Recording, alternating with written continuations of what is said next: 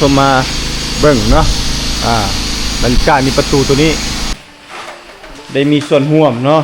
หลวงตาเพิ่นเห็นเพิ่นก็อันนี้บ่ที่อยากได้นะโดยอยากได้เป็นนี้แหละถือว่าเพิ่นตบแต่งให้เต็มระบบเลยหลวงตาเพิ่นจัดเต็มเลยได้นี่เนาะ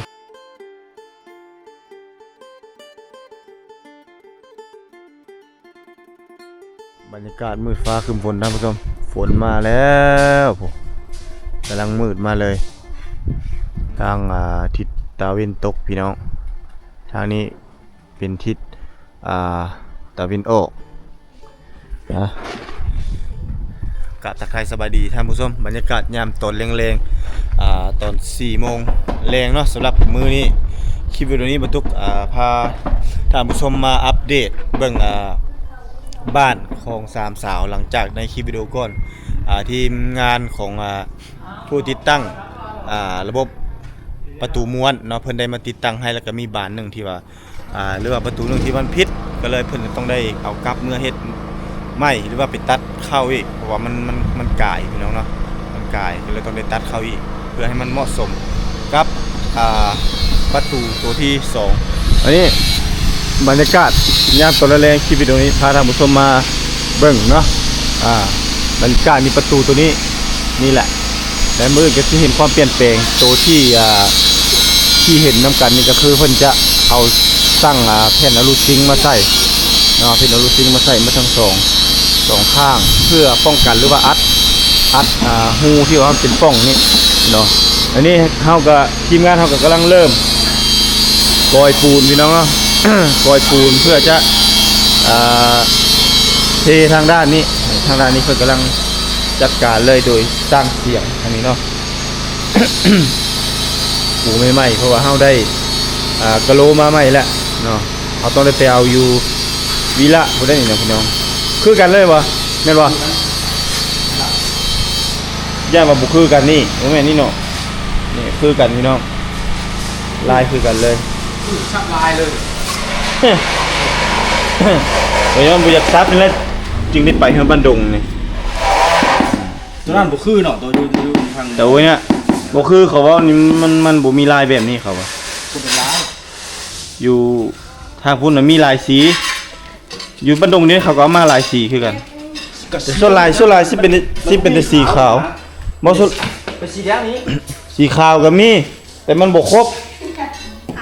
ความหมายนะเป็นลายใหม่ธรรมดานี่แม่นแต่ตัวนี้มันเป็นลายอันใหม่คันมันหินอ่อนนี่ลายไม้คันหินอ่อนตัวนี้ยัง2 อย่างเลยนึงแม่นเนาะก็จะสิมีแต่เป็นจุ่มนึงนี่นะพอดีโทรเฮือนหลังนึงนี่แหละตัวนี้ที่ไปเอานี่ก็ได้เขายังบ่ทันเอามาใหม่เลยตัวนี้เขาใช้ลายในเฮือนมีเอาอีกมาเมื่อตัวสีอื่นเขาบ่อยากใส่แต่สีนี้เนาะไม่ได้สีแดงมาลายใหม่ลายสีนี้มันงามเนาะนี่อันนี้สั่ง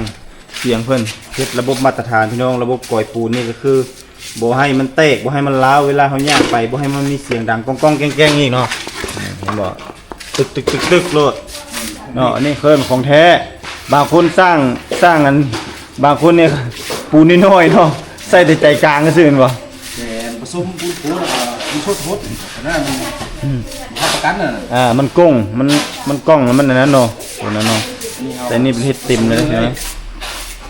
เฮ็ดเต็มเลยเข้ามาคือเต็มมาตรฐานของงานสร้างเลยเนาะที่ทางทีมงานเพิ่นเฮ็ดนี่เนาะเอา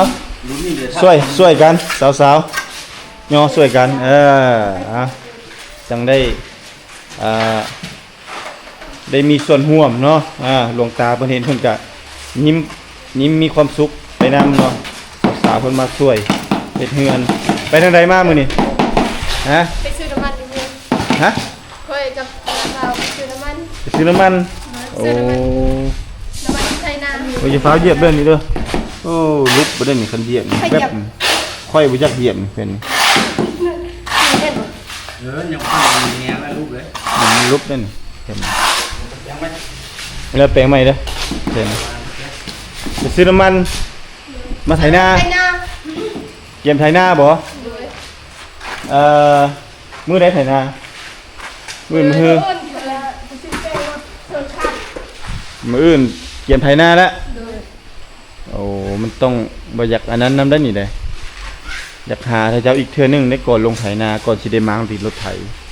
บ่มีดินใส่เด้น่ะทางหลังน่ะ2ห้องอยากได้จัก4รถอยากได้จัก4รถ ว้าว บ่แล้วต้อ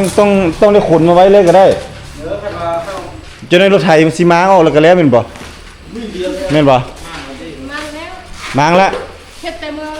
คืนนี่แต่ว่าพี่คือ เพคันซั่นก็เฮ็ดก็โล้นมือใดที่ค่ายึดเรียบร้อยแล้วจังจำเป็นให้เรามางให้เราประกอบอีกเด้อประกอบแล้วก็ มันคือมื้ออื่นใช่แล้ว มือฮื้อบ่ ถ้าบ่พี่รถไว้ไทยน่ะ นั่นแหละเพราะว่าสิได้เฮ็ดเงินครัวให้เจ้าทางหลังอันนี้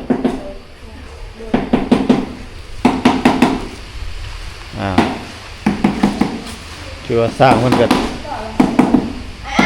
เป็นสร้างฮะ ก็สิไปดัด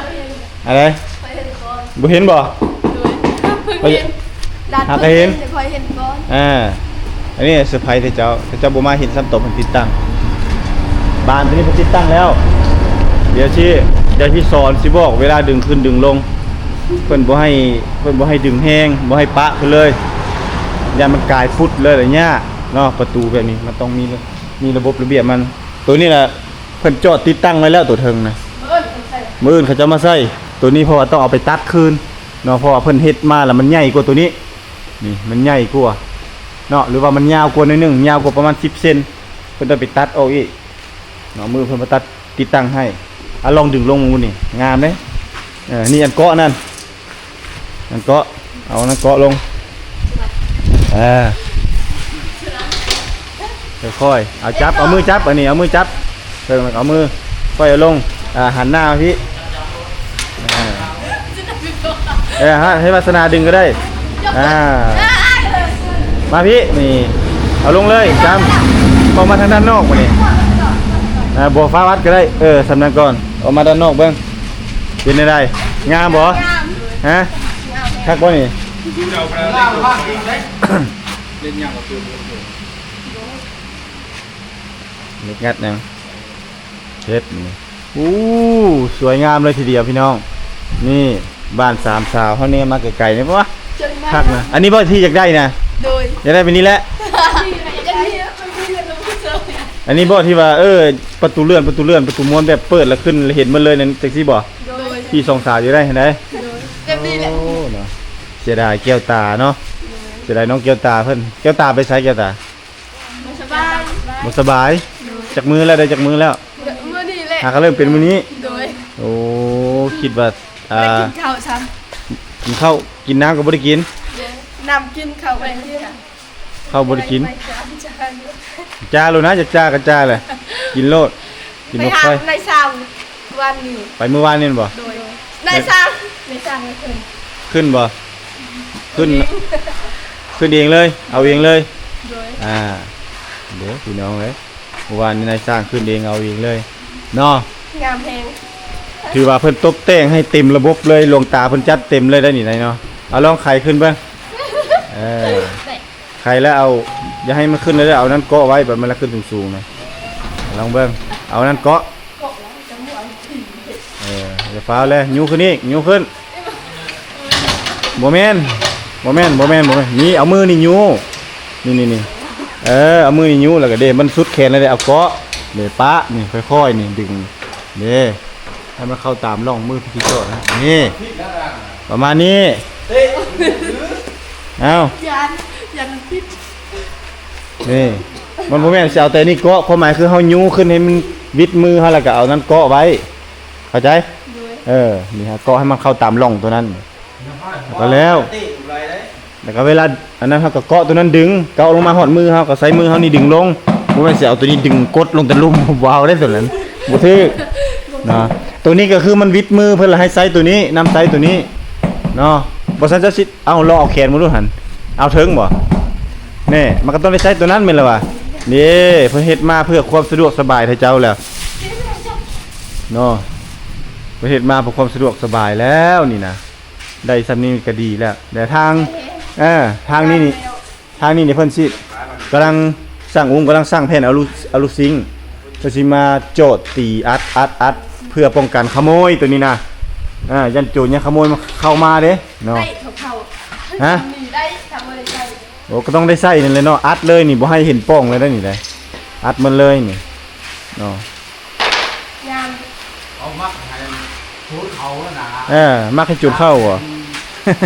ว่าเขาน่ะ จนเขายานนี่แล้วใช่คือ ผัดโจรบ่ พันหน้าตัวเองไปจ้า โอ้ฝนนี่ตกดีขนาดพี่น้องเนาะนี่ แต่ขนาดว่าเฮาใส่ต่อมุกเติมมุกออกมานี่มันยังสาดเข้ามาทางด้านหน้านี่เนาะนี่ยังสาดเข้ามาเต็กๆเลยด้านหน้านี่เนาะฝนตกดีขนาดบรรยากาศยามนี่โอ้ยามแล้วก็มีแต่ฝนตกฝนเข้าแล้วบ่เข้าละเนาะ ใช่เขาจะจบก่อน ฝนตกจะเฮ็ดเบียกก็ได้เอาไว้นี่ก็ได้นี่อิงไว้นี่นะอิงนี่บ่ไปทางในเด้อิงไปทางในนั่นแหละนั่นโอเคดีมกดีใจนำเฮือนของสามสาวเพิ่นหรือว่าไปทั้งเฮือนไปทั้งฮานกายมาเมื่อกี้นี่เห็นเด้ตอนที่เขาเจ้ามาติดตั้งนี่เขาเจ้าขี่รถกายมารถ6ล้อรถยาวๆรถลาก16ล้อเลยเขาจอดเขาว่าจะซื้อน้ำเขาว่าอยู่ฮานนี่มันบ่มีน้ำเขาจะก็ขี่ไปแล้วเจ้าเปิดฮานขายเครื่องนี่มีเครื่องขายนี่โอ้นี่สิบักซ่ากงไม้กงนั่นให้เห็นวิวงามๆทางเป็นๆน่ะมานี่ก็โอ้ ตัดออก ตัดออกนี่เราก็เป็นแล้วก็เห็นตู้เซ่ตั้งสู้ทางด้านหน้านี่ คนงาม งามบ่งามแล้ว งามเพลง งามแห้งบ่ คนงาม แต่ขนาดทีมงานสร้างที่มาติดอันนี้เขาเจ้าก็ยังบ่งามเขาเจ้าโอ้งามเขาเจ้าว่าของใหม่เด้งามไหมต้องรักษาต้องฮู้จักรักษาเนาะเพราะว่ายันมันเทมันอย่างระยะอันนี้ติ๊กกะโลใส่ปุ๊บเรียบร้อยนี่แล้วก็ตัวที่ยังเงงๆนี่เขาเจะก็รีดขึ้นเฮ็ดให้มันงามๆเลยแล้วก็ตกแต่งละเอียดนี่ก็ถูคักๆเนาะแล้วก็ทาสีทาอย่างแล้วก็โยบาดนี่แล้วก็ล้างตีนขึ้นอยู่แล้วแหละ เจ้าสามพี่น้องงานนี่ก็มีแต่นี่ได้นี่ต่อไปก็ติดบานนี่ก็เป็นติดประตูม้วนนี่ก็เป็นงานของสร้างเขาบื้นเขามาติดแล้วก็เรียบร้อยตัวนี้ต่อไปก็มีแต่ทาสีแล้วก็เข้าบานนี่บานนี่ก็เด็กเขาเจ้าเฮ็ดเรียบร้อยแล้วโทษเอาเข้าใส่ซื่อและงานปูกะโลนี่บ่เกินมื้อนี้ก็สำเร็จแล้วนี่เนาะก็เรียบร้อยมื้อนี้เหยียบได้บ่มื้อเหยียบได้เนาะเพราะว่าทีมงานสร้างเขาสิมาติดอันนั้นอีกมื้อนี่ห้างเขาเจ้าก็ยังปะไว้นี่ยังบ่ได้เอามืออันใดนี่ของเขาเจ้านี่เขาเจ้ากลับมือเปลี่ยนแล้วเขาจะสิมาติดให้เนาะแต่ประตูม้วน2ตัวนี่ก็ยังบ่ธรรมดาแล้วราคานี่ เพลงอันนี้ ตอนนั้นก็ยังเพลงเร็วกัดอันตอนนั้น7 ล้านเหรอวะ แม่นบ่ 7 ล้าน อันนี้เห็นได้อันนี้นี่ใหญ่กว่าตัวนั้นนี่เลยนี่เนาะแม่นบ่ใหญ่กว่าสูงกว่าอีกเนาะอันนี้ซื้อมาแต่พูดเลยโรงงานเลยพี่น้องเอ้ยเนาะของใหม่ของเอี่ยมเลยนี่ถือว่างานประเภทนี้มันมอบให้สร้างเสียงเนาะสร้างเสียงบริการเลยอันนี้เขาเจ้าสิเฮ็ดหยังบัดนี้บัดแล้วนี่บ่นี่ฮะขายเครื่องบ่หรือนี่หยัง ใส่เครื่อง ขายเครื่องบนนี้ได้โซนทางหน้านี่เนาะเฮ็ดเป็นบ่ขายเครื่องทางนี้ได้ซะ ถ้ามีเค้กก็ต้องไป ทางแขกสมมุติว่ามีแขกคนมาให้มานอนด้านนี้ โดย โอ้นั่นบ่เดี๋ยวจะเว้ากันเท่าใดอันนี้ราคาเครื่องบัตรโทรทัศน์ได้ตั้งอยู่ใช้บ่นี่คันมีโทรทัศน์ติดตั้งอยู่ใช้จะได้เบิ่งหลายคน ตั้งจังนำเลย ตั้งทางนั้นพุ่น ให้ถ้าให้ลูกค้าเบิ่งก็ตั้งอยู่นี่ หรือว่าตั้งอยู่นี่บ่ ตั้งอยู่นี่จะงาม ตั้งอยู่นี่ ตั้งอยู่นี่ มานั่งอยู่โน่นเรียนๆในนี่เนาะ โดยเขา เบิ่งก็คักมันไกลๆเด้ในเรื่องเนาะเบิ่งหนังเนาะเบิ่งตีมวยเห็นบ่เนาะเสียคักเลย นี่ไปเอาพากันย่างไปทางด้านหลังไปเบิ่งทางด้านหลังก็สิเฮ็ดอีกครั้งแน่โครงการทางด้านหลังนี่เนาะ นี่เด้ตัวนี้แม่นสังกะสีที่สร้างมานี่เนาะให้มีมาสังกะสีขาวสร้างมันบ่งามเนาะกระเทินเราแบบคือกันมันเลย1มันทน2งามบ่ งามเลยราคาเพลงตัวนี้มันก็งามแน่เนาะงามแน่นอนเนาะตัวนี้ตกอยู่เท่าไหร่วะสั่งอุ้มหมอนี่2 เมตรปลายวะ แล้ว อันนี้แล้วเหรอวะไปเบิ่งดู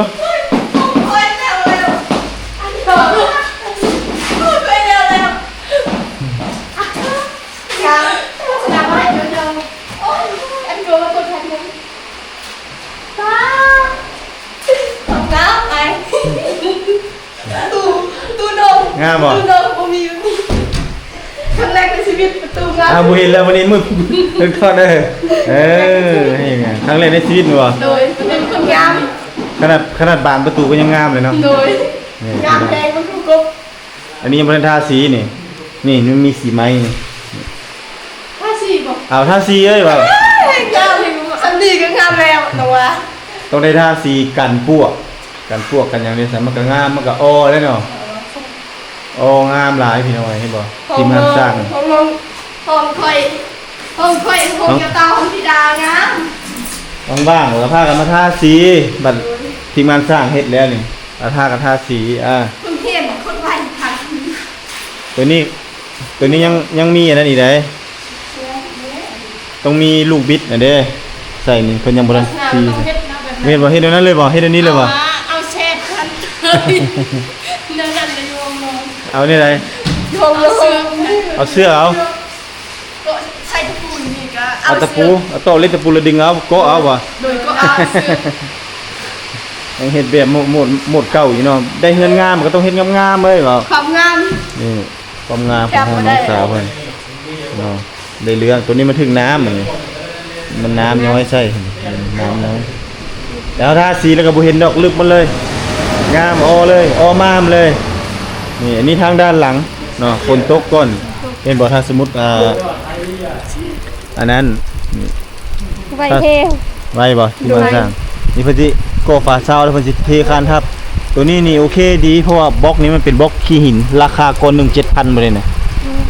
7,000กีบไปก้อนหนึ่งก้อนเดียวได้น่ะเด้ก้อนหนึ่ง 7,000อันนี้สั่งอยู่400จะตกเท่าใด400ก้อนสั่งมานี่มาเฮ็ดเนาะนี่ทางนี้พร้อม อันนี้บล็อกนี้งามกว่าบล็อกนั่นเหรอบ ล็อกนี้เป็นบล็อกทรายบล็อกขี้ทรายตัวนี้ อันนี้ เนาะราคา6,500แต่ตัวนี้ราคา 7,000 500เนี่ย ลื่น500เห็นบ่ถึกฝนก็บ่ได้เป็นหยังนะ เรียบ โยนตุ่มลงก็บ่ฮักบ่แตกรุ่นนี้ของแท้ ของแท้ เทคานมาตรฐานเลย ของแท้ เนาะผมเฮ็ดเพิ่นสิกอกฝาซาวแล้วเพิ่นก็สิเทคานเนาะอันนี้ห้องส้วมก็สิอยู่ทางด้านในเลยเพิ่นสิเทอัดเลยแล้วก็เฮ็ดวิดไปใส่เนาะเพิ่นสิสูงเห็นบ่สูงกว่าระดับนี้เพราะว่าดินเฮามันบ่กว้างปกติว่าอยากเฮ็ดออกไปทางด้านนอกพุ่นคันดินกว้างเฮาไปเฮ็ดห้องน้ำอยู่พุ่นก็ได้แม่นบ่ โดย แต่นี่เอาตามจำกัดนี่แหละตามพื้นที่เลย งามแล้วมีเงินเพื่อ เงินครัวสบายนี่ว่าขออนุญาตเข้าห้องน้ำทางด้านนี้เนาะนึ่งเข้าเป่าไฟทางด้านนี้ แล้วเฮ็ดประตูออกทางด้านนั้นให้เฮ็ดประตูออกให้ เพื่อให้เจ้าตัวอย่างว่าอยากย่านมันเปื้อนเนาะอย่าออกไปล้างถ้วยอยู่นอกก็ได้นั่นแหละว่าหรือว่าอย่าออกไปเฮ็ดเวียกอย่างอื่นหดต้นมอกต้นไม้บ่อย่าออกทางด้านหน้าอย่าออกทางด้านหลังนั่นว่าก็ได้สบาย กะทิข้าวสีไปปลูกผักเลยเก็บผักเลยเฮ็ดอาหาร ได้เรื่องทางด้านนี้ให้เนาะได้เรื่องเลยนี่ตามขอบเขตดินให้เจ้านี่แหละแม่นบ่บ่คิดเนาะ บ่พันว่าสิได้ทำนี้ บ่คิดบ่ฝันเหมือนเนาะซ้ำว่าฝันไปเลยเนาะนี่คือกันเห็นบ่นี่เอาทางดินมาใส่เจิดอยู่นี่แหละน้ำมันสิไหลไปบ่อนเดียวกันหมดเนาะแล้วก็เอานั้นไปตู้งเอาตามที่ไซน้ำหน้าฝนนะเจ้านะจนล้นอ่างพุ่นล่ะนี่น้ำนี่ได้บักหลายๆเด้เนี่ยคันเอาตู้งนี่เพราะว่าสายค่ามันยาวเด้ช่วงยาวจะได้ช่วงตัวนี้โตมาอีกนี่สั่งลูกซิงโตมาอีกน้ำมันสิตกออกพุ่นแล้วนี่มันสิออกไปใส่ดินเขาเจ้าพุ่นแล้วจักหน่อยนี่ ใส่จนถึงมัน มันสิฟงไว้พุ่นนี่แหละเนาะแต่เฮาก็ต้องได้เฮ็ดทางลิ้นทางหยังใส่ให้แล้วเพราะว่าป้องกันบ่ให้มันไปตกใส่ดินหมู่เนาะต้องป้องกันไว้คันสมมุติตัวหน้าตัวในได้เขาเจ้าขายให้ก็ดีเนาะ ขอยับซื้อเนี่ยเขาเจ้าอีกจัก5 เมตรจัก10 เมตรโอ้ได้ไปไกลๆให้คักกูเนาะสะดวกสบายไปเข้ามาถึงฝุ่นแล้วนะนี่แหละอันนี้เป็นประตูทางด้านหลังนะเจ้านี่ประตูหลังนี่โต๊ะตัวนี้เลยเนาะไม้นี่ไม้ดีได้เนี่ยจะเบิ่งไม้เนื้อไม้ เขางาน งามคักทนเวลาทาสีใส่เรียบร้อยแห้งงามมีลายไม้เห็นบ่นี่งามไม้นี่อันนี้เป็นไม้น่าจะเป็นเนื้อไม้หายากนี่มาเบิ่งทางนั้นนี่เห็นบ่นี่พระเจ้าเข้าให้เรียบร้อยตัวนี้ฮู้บ่พระเจ้าจึงใส่นี่เป็นหยังอันนี้ได้ฮู้บ่ บ่ ฮู้อันนี้พระเจ้าใส่เพื่อว่าป้องกันบ่ให้ไม้นี่มันโยดเข้าใจเวลาเฮาห้อยเฮาใส่อันนี้แล้วเนาะบางเทื่อมันสิโยดมันสิยุบประตูนี้มันสิบ่เข้ากันเพราะว่ามันหนักเด้เนาะนี่มันหนักเด้ ออกกะ มากบ่ประตูบานแบบนี้ไงมากบ่ชื่นใจบ่ เข้าใจ ย่านว่ามักสั้นๆน่ะตัวสั้นกับตัวยาวมักตัวใด อันนี้ได้งาม อันนี้งาม โดยงาม มาตรฐานนั่นแหละเพราะว่าเฮือนทุกมื้อนี่เขาเจ้าจะเฮ็ดแบบใส่บานประตูแบบยาวๆแต่สมัยก่อนจะเฮ็ดสั้นๆป้อม บ่งามแบบนั้น ๆมันสั้นแล้วมันบ่งามแม่นบ่มันต้องยาวๆเนาะมันถึงงามคือจังซี่เลยเนาะอันนี้ถือว่าได้สำนี้ก็ยังว่าบุญเลยเนาะ บุญเลย ยังดีใจแล้ว บุญเดือนพันมาซ้ำนี่สิได้เดือนซ้ำนี้ เกี่ยวกับบุญของพวกน้องบุญของเราเจ้าจักหน้อยมีท่าสีนี่แห้งแจ่มเลยสีนี้ได้ตามใจเด้อตามใจของสามสาวเด้ออันในนี้สิเป็นสีขาวเนาะสีขาวงามเลยท่านแค่คิดก็ยังมีความสุขแล้ว โดยมีความคิด จังนั้นนี่มีดอกไฟนี่เดินดอกไฟเวลาติดทาสีตัวนี้เรียบร้อยปุ๊บแล้วมันสีขาวแล้วเราติดดอกไฟยามค่ำคืนเด็กๆหุ่งกระจ่างใส่ขาวหมดเลย ขาวมันเลย ขาวมันเฮือนขาวมันหน้าขาวมันตา ตูนดำเดือนขาว ขาวมันเลยเนาะอันนี้ห้อง3 คือเก้าห้องนี้กันเนาะเข้าไปนี่ประตูนี้แล้วนี่ อันนี้ก็ได้ความเสีย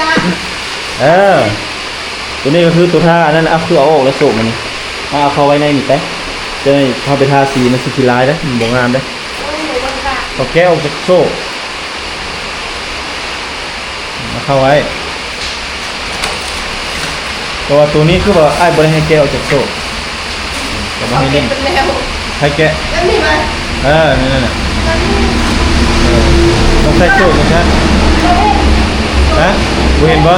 บุเห็นเอาเข้าไว้ในเป๋าเอาเข้าไว้ในเป๋านั่นแหละเอาเข้าเลย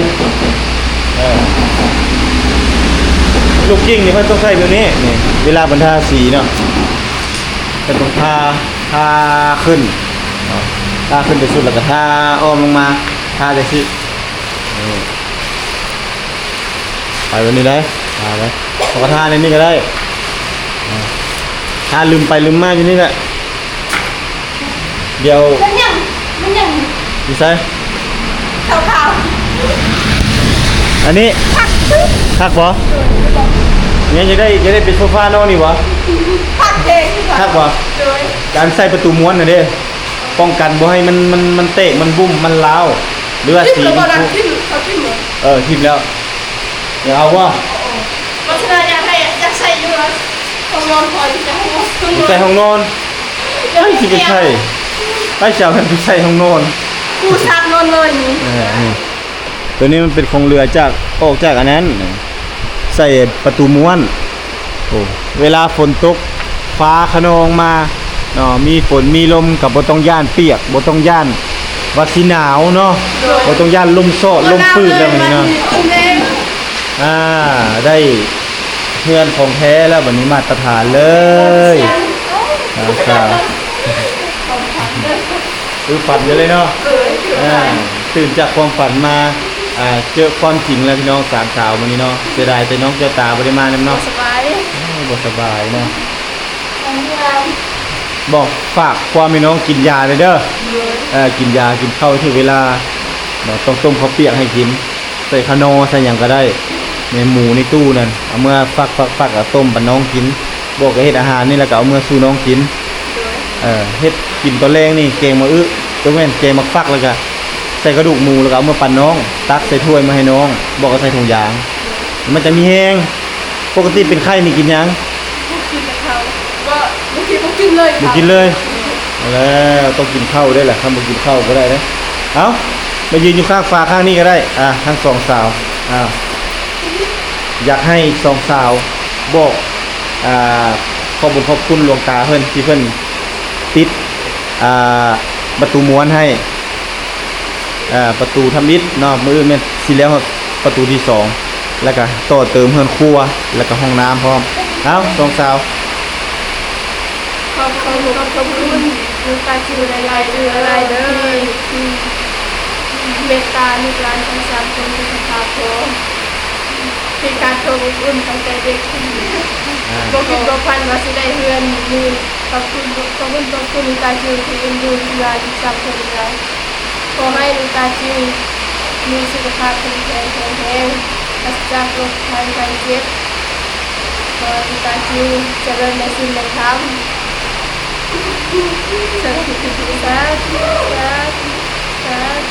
โอเค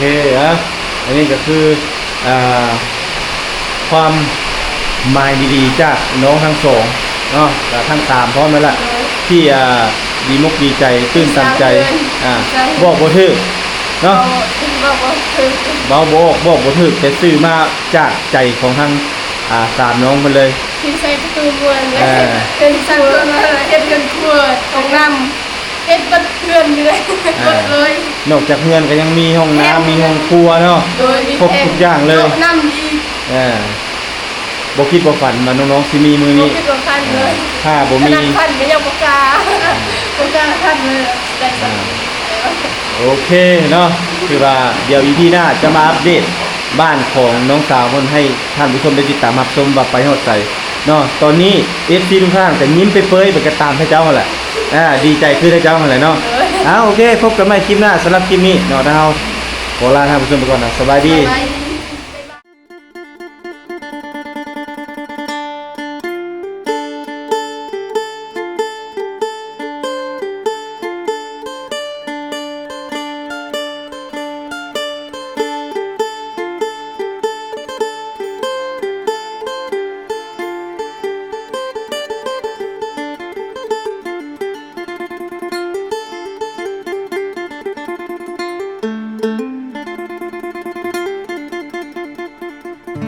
ไอหอบความช้ำมาเซละนองหลายปีหม่นหมองจากสาวไทยเศร้าใจรำพันนับเป็นเหตุเฮ็ดให้เฮาต้องพลาดจากกันด้วยพ่อแม่เจ้านั้นบอกบ่เอาลูกเคยคนจนมาพ่อผู้สาวชนเผ่าตะโอยเจ้าเอิญจะโดยง่อยเด้อชื่นใจเหลือล้นเธอชื่อธิดาสาวชนเผ่าตะโอยหน้ามนหอยยิ้มจิ้มใจอ้ายล้นเหมือนนิมนต์มาจนละเมอสาวเซละนองบ่าวไทยสองใจพันความเจ็บกลายเป็นความสุขหากันแต่วันแรกเจอสาวเผ่าตะโอยชื่อธิดาอ้ายหาเจ้าเด้อขอบใจหลายเด้อคนดีที่หาพักอายขอฝากชีวิตไว้เซละนองทุกความหม่นหมองฝากเธอช่วยเป็นยาใจขอบคุณความเจ็บที่นำพามาพบ3 ใบจากนี้ทั้งชีวิตอายมอบให้เจ้าสาวงามตะโอ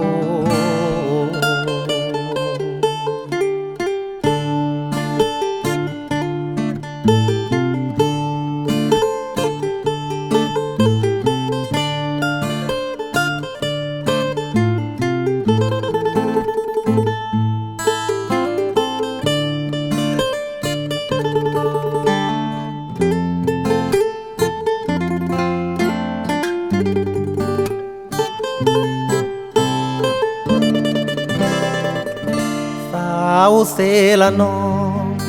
บ่าวไทยสองใจพันทุกความเจ็บกลายเป็นความสุข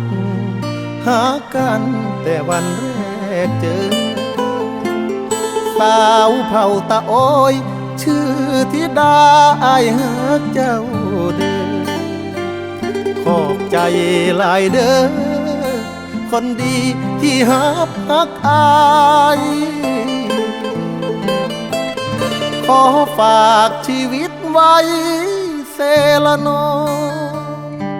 ทุกความหม่นหมองฝากเธอช่วยเป็นยาใจข